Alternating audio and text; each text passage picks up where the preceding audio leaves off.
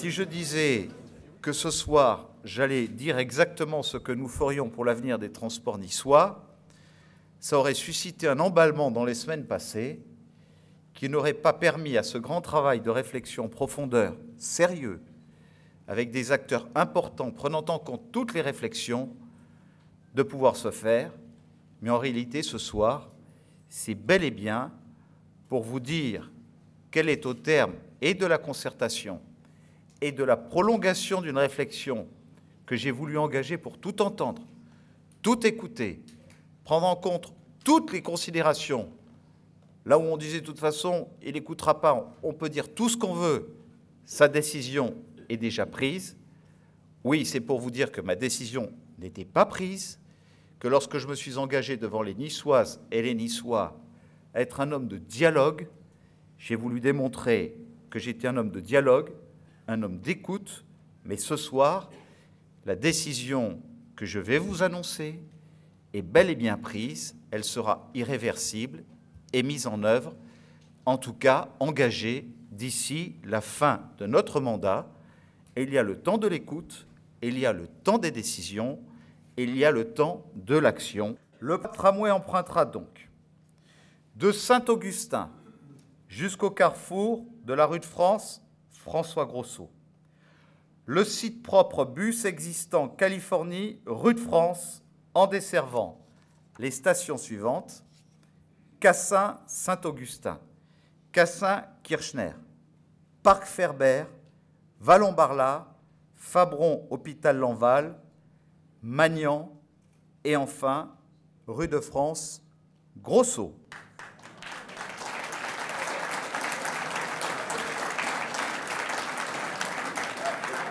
J'ai fait le choix, à la fois sur un axe où nous pouvons entreprendre des travaux sans mettre en difficulté le commerce existant, parce qu'il y a des emprises au sol qui permettent d'assurer la continuité de la circulation automobile, en même temps que là, le tramway pourra pleinement jouer son rôle d'animation et de dynamisation de l'activité économique et sociale de cet axe. Et là, j'ai tout entendu. Je vous promets que j'ai tout entendu. Je vous l'ai dit tout à l'heure, même si la promenade des Anglais pouvait constituer la solution la plus qualitative, elle avait pour inconvénient de ne pas bien desservir le centre-ville, de ne pas être connectée à la ligne 1, de ne pas desservir la nouvelle mairie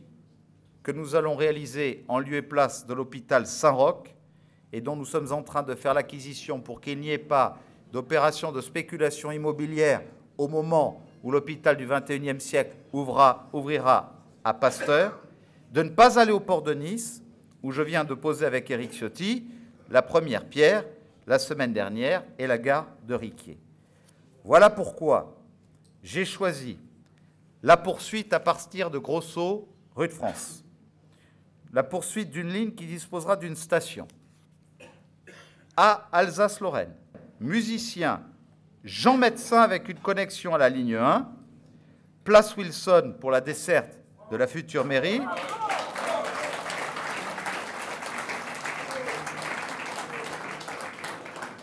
Garibaldi avec une connexion à la ligne 1 de nouveau, l'île de Beauté pour le port, place Arson et gare de Riquier, son terminus.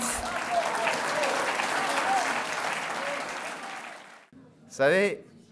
je ne sais pas si les Niçois ont de la chance ou pas d'avoir un maire qui exerce les responsabilités qui sont les miennes et qui a la chance d'avoir accès à beaucoup de technologies. Mais comme je vous l'ai dit au début de mon propos,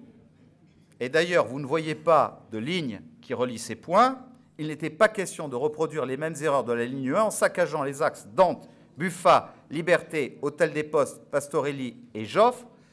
C'est la raison pour laquelle j'ai pris la décision que la desserte de ces points se ferait totalement en souterrain jusqu'à la place Arson.